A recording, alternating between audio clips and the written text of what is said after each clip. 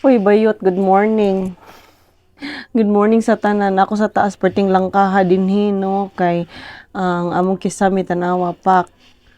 Nga, nag-edit ko sa among vlog dinhi lang, oh, di ba, buslot. So, diri ko nag voice over bayot kay perting sa baa dito sa ubos, wala ko space dito. Hindi ko ganahan sa kwarto kay nag-aircon si Burandat kay tulog siya, yang nagbantay iyang dada. Tapos ang iyahang anak nga si Baysure, sig salida ng One Piece. So ako ang mag-adjust, guys. Ako ang mag-adjust. So maningkamot ko, walay klase karon, it's Friday and it's holiday. And muna akong sideline, mag-vlog. Gusto na akong i-share ang akong life, guys, why magbuot. Kay, ano man dyan na, no? Kung dili ka bagagnaw, magpabaga kagnaw. So much for the chika. Daghang kay ko chikana ng mga papel, pero nag-post ako kadali. Daghang kong labanan, o daghang kong piluunon. O pak, akong mga kung anong bitay-bitay. Pero, kinanglan balansi ang kinabuhi. Di ba? So, okay lang kayo ning init kaning ani guys kay gani ang mga Korean magsauna-sauna magi sila no. Oh. So mo ni siya isa sa rason nga nung maningkamot ko kay wa naman ko sweldo kinahanglan makakwarta ko kay para mapaayon ako ning taas kay gusto gyud ako maplastar ni siya kay para inig na ay mga time nga gusto ko mag moment no na ay space dinhi kay crowded charot. So inaana gyud siya pag nana kay anak kinahanglan mag-adjust ka. Mas maayong naa sila diri sa sulod kaysa sa maglaag-laag sila bisag asa, di ba? So muna and i-share na ko sa inyo karong buntag, so much for the chika, is about sa ako ang kaagi atong miaging adlaw. Gahapon ba? Gahapon. Itukar na po ako ang utok, guys. So, dili lang siguro ako, kung dili daghan ang makarelate ana. Ano bitong mangaway kasi mong bana. Kay, wala lang. Dili man siguro sa gusto lang, pero pag na kay makitaan, dili nagi ka busy. Labi na ka ng mga mama nga naara sa balay, nagpuyo lang no daghan kitag mahuna-hunaan mag-overthink ta or unsa pa na dira. So ako i-share sa inyo ako ang kaagi may na lang mahimo siyang ano ba bisag ulaw siya pero at least siguro mahimo siyang message no bisag mess my life ang ako ang ano is para sa ako ulaw siya, it's a mess for me and nakakahiya i-share sa ibang tao pero who cares charot pero at least 'di ba may nalang makatulong, makatabang dai siya sa mga lalo na sa mga sunod na mga generations. So dili lingid sa kaalaman ng karamihan, lalong-lalo na katong mga nakaila sa ako sagol Tagalog dai. May mga nakaila na ako guys nga grabe kaayo ko kadaot sa ilang panan-aw, ug ako mga igsuon na uban tungod sa akong pagkasilosa. Oh my gosh. So inaana gyud ang life sa usa ka gwapa man unta ako pero ambot nganong magselos ko. Nganong ma-insecure. So, tingali, dili na siya sa pagwapuhay or pagwapahay. Dili porkit gwapo imong dili kay gwapo yung bana, ikaw gwapo yung selos ka. Dili siguro siya ning ana kay, hoy, bisag pangit ang bana nimo kung naay mga bigaon, charot, naay magkiga-kiga niya. Pero nara po na sa ila, no, ang imong bana, inana, gyud mo patol, gyud bisag unsaon pa nimo sunod-sunod, bisag unsaon pa nimo og, bawal-bawal sa ila. Kung gustuhon gyud nila, nga mga bit or manghilab or mag-igat-igat pa sa uban, sorry for the term, mga Christian man ta, pero, muna siya ang reality karon di ba? Muna siya ang mga nagakahitabo sa palibot na mga magkabit, na mga, unsay akong thoughts, ako lang siyang i-share. Although walay nangutana sa ako, pero ako lang siyang i-share. O gusto akong ginahimo para, from that, attitude nga grabe kay ko ka-insecure o grabe kay ko mangaway sa kung bana kaniadto unsa akong ginahimo para kahit paano maano ko ba kanang dili magyud sa isa kapag click lang sa isa lang kapag mata nako no sa adlaw sa buntag maano na dayon ko mausab na dayon ang dagan sa akong life or ma-change na dayon akong kinaiya nga ning ato. But it's ba kanang normal lang siya nga mura kag dalan ba nga under construction. So dili siya kanang isa lang kaadlaw gitrabaho nila nahuman na dayon dili. So kinahanglan pa na siya og proseso. Kinahanglan pa na siya duha ka adlaw tulo ka adlaw bago siya mahuman. So grabe na dai siya kaayo kapaningot kay ang akong buhok basa bago pa ko naligo guys. So mao to siya. Unsa man ang ako ang kinaiya sa una, grabe siya ka worst kay as in kanang tan-awon ako ang reaction sa akong bana, tan-awon wala ko laing makita siya lang. Siguro pud kay bata pa kaayo ko ng menu, I am bata pa sa ako, no? Pero naapa dyan mga 19. Unsa na naka itong mga 14 pa namin yung 16. So, ang ako ang edad namin yung is 23. Ang akong bana, 7 years man among gap. So, medyo edara na siya. Pero, tungkol kay kinamanghuran siya, grabe ang adjustment namo kay. Ang ako magong nakita sa ako ang father, ang ako ang papa is grabe siya kay kalambing sa akong mama. Grabe siya. Kanang maibugay ko anang mga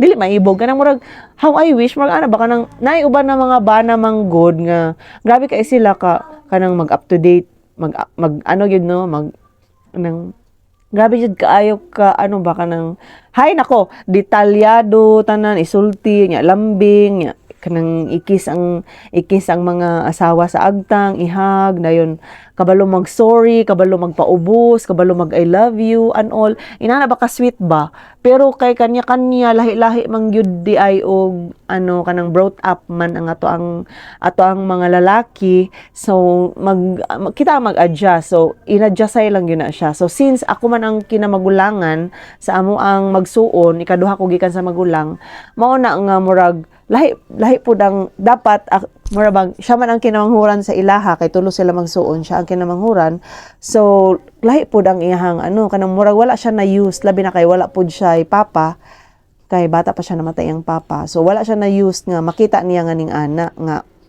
ang bana mo maglambing kay ako manggod as a wife assuming or kanang gusto ko man akong gusto nga ako ang lambingon kanang murag expectation versus reality ba nga expect ko nga siya man ang bana o siya ang mas matured sa amoa kay 7 years gud ang amo ang gap so dapat ana ang dapat sa una nga siya dapat ang ana pero kay dili man no kay case to case basis so mo na siya ko ang mga na learn nga in the long run sama ang kami nyuon imagine pa jud nagkaila mi 2010 sa December nya nagkauyab mi April 2011 nya gikasal dayon mi pilang ka bulan na September dayon sa 2011 so pila lang ka mga bulan ang among panag-ila so imagine ninyo na ang mga adjustment period hangtod karon sa kadaghan sa mga naminyo no naaman jud mga adjustment gihapon hangtod karon so mao na nga makaingon ko nga laban lang jud sa life day kay kanang bitong mabasa nato sa mga novels o kanang atong makita sa mga salida nga mga perfect kay nga mga mag-asawa o perfect kay nga laki murag dili gyud 100% sure nga nag-exist na sila day dili na sila kuan kanang murag ano lang siya katang isip lang yan ng mga manunulat kay bisag kung ako ang mag-writer ako yung i-perfect din na ang model nako or ang character nako so sa kinabuhi nato dili gyud siya ingon ana ka naa na siya no so manang sinabtanay lang ang akong ginahimo is sa naka-adjust na ko so ang akong ginahimo is moto naga-vlog ko nagapamaligya ako online although maulaw ko pero ako siyang gina-fight ako siyang kanang gina-learn ako sa ko ang self nga kinahanglan dili ko magsalig sa akong bana kinahanglan teacher man mino pero kanya-kanya man mi og kanang unsa na sa amo ang mga sweldo ba walay pakialamay ba murag ana pero siya ginaang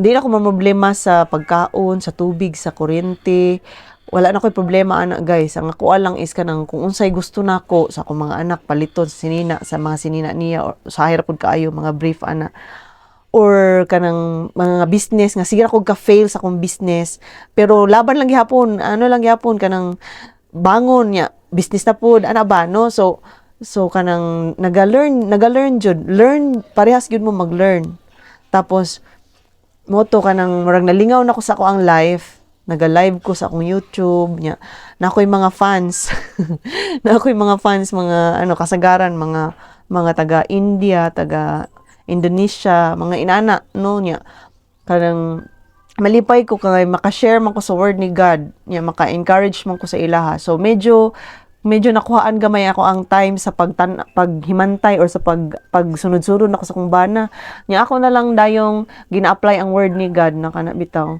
murag kanang Lord nagasaad man ka nga kanang unsa may mahimo no kung musalig ko sa tao dapat musalig jud ko sa imong Lord kay bisan pag unsaon ako nagkulong akong bana kung kanang dili bitaw proteksyonan sa Ginoo ang family, so pwede gid na siya mabungkag mo nang sa imo wala ko magsalig Lord kay ingon ang pulong sa Ginoo kung kanang bulahan tong mga nagsalig sa Ginoo kaysa mga nisalig sa ilang mga kabayo sa kanang mga warriors ana.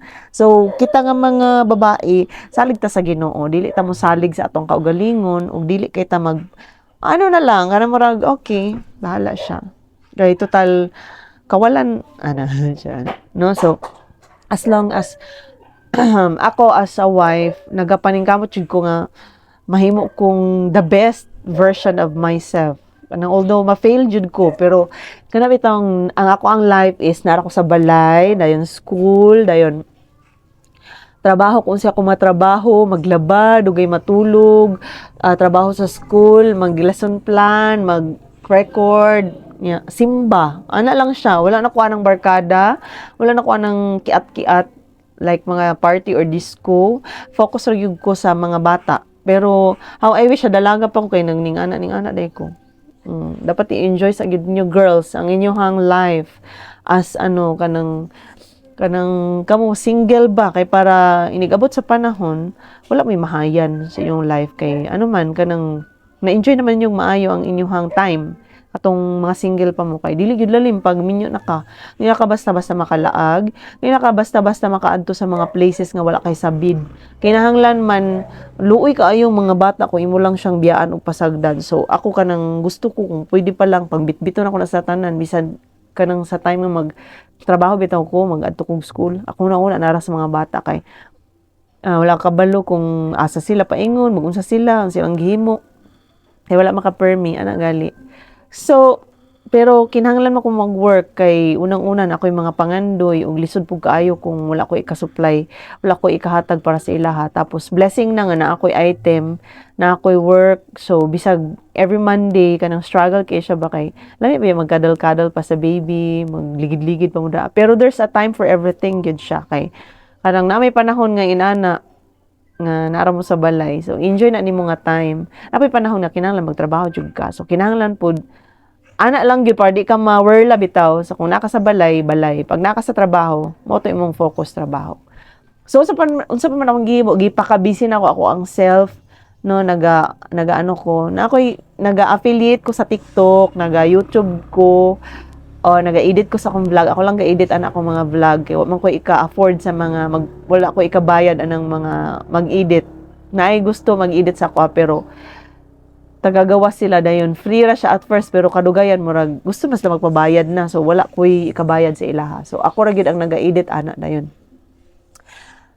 padayon ko sa pag-grow sa akong kaugalingon nagapaningkamot ko nga everyday maka-devotional ko kay sa dalaga pa ko grabe jud kay kog experience sa kanang ano bitaw sa na namang attend jud ko tanan fellowship mga dawn prayers sa G12 man ko na ano nya tas kanang mga bigjud og kalag ana tanan na himo ko gyud na siya pero karon nga medyo na busy nako kay naminyo nako less ako ang time ana so mo na nga usahay maningkamot ko nga Lord unta na ano maka-share ko online sa imuhang mga pulong makadasig ko sa uban maka-encourage ko sa mga tao nga ana pero at first lagi maulong ko mag-post sa Facebook guys pero nakita na ko ba nga why not oy ang mga katawanan ug mga binuang no grabe gyud siya kaayo mo gina sa ulo nag-post so unsa na lang kahaog makadasig pud sa uban why not nga dili ta mag-share di ba so bahala na gud atong mga naong dira in-ani lang kasimple ang ato ang life pero tana ang atong mga mensahe di ba naghatag og paglaom didto sa uban so it's normal nga mag-away-away, normal din kayo nasa mag-asawa nga naay mga panagbingkil, naay dili panaghiusa, naay mga moment nga dili gid mo magkasundo, no? Sa tanang panahon halos dili mo magkaparehas og mga panglantaw, panghuna-huna, pero importante gyud nga naay communication. And ano lang, ang isa gyud sa pinaka-powerful nga sikreto sa amoa, both is ang mag-pray. Kay every time na aming mga panaglalis niya, naay mga garbo ba nga, ay bahala na siya, di ko tingog na sa iya ha. Prayer lang yun nga kanang Lord ikaw na bahala mamuhat sa amua imong Holy Spirit mag-move sa amua touch his heart nga tada makasabot siya o maka-forgive siya blah blah blah blah blah unsay gusto nimo isulti dira sa Ginoo kay ang prayer mo ra man gina siya og pag ano nimo no pagpakigistorya nimo ba and it's kanang allowing the Lord to intervene and to work in His very amazing way, in His miraculous way. So, mo na siya nga, sa mga bago pa namin nyo, nga na mga struggles pod, o grabe ang mga, buhat man na sa kaaway. Kana bitang gusto ang yawa nga mabungkag ang family, kay dili siya gusto nga malipayon ta. Ang iyang trabaho is to kill, to steal, and to destroy. Gusto niya tanggalon ang atong kalipay, kawaton niya ang ato ang mga inaana no nga mga pagbati nga unta na malipayon ta, malinawon ta, naghinigugmaay ta sulod sa family. Gusto niya na nga mabungkag. So actually dili pud ko kuan anang kanang mag-antos jud ka kung ginakulata na kag ikadaghan ya bunog ka ika nya halos patyon-patyon na kanya magpaka-martyr ka, dili pud siya maayo. For the welfare of yourself and for your mga kids, siguro kung ning-ana na ang case, pwede jud ka mulayas. Pero kung wala naman, naalay mga misunderstandings o naalay mga i-consider po nimo imong self nga be ako perfect pud ba ko sa iya. So dili man, napoy mga times nga ikaw ang ma-fail and ikaw ang bitang basta ana kabalo na mo ana. So sinabtanay lang and lahutayay lang gyud kay sama ra na sa pagpangalagad nga ang mulahutay taman sa katapusan mao ra jud na siya maluwas. No? So, tana na share na ko sa inyo ha guys, ang mga butang na makatabang para malig-on po ng inyong, excuse me. So, wala pa ginahuman ng akong gi-edit and lang ka na kayo siya. Pero kinahanglan ko mamilo sa mga gamit. So, muna to. Tana, ang kaninga video is kung asa man ni naabot, dili siya aksidente nga naabot ni siya sa imo. Laban lang and muna siya. Bye. Bye.